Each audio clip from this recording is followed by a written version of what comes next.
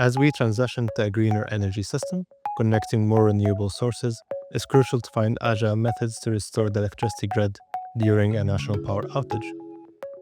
In the coming years, the development and construction of renewable sources, especially offshore wind, will surpass the total generation demand of the GB transmission system.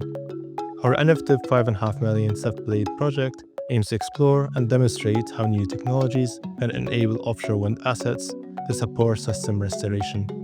This project will ensure that the GB electricity networks remain resilient and provide key learnings for the industry while offering a low-carbon source of system restoration, contributing to the UK's net zero targets.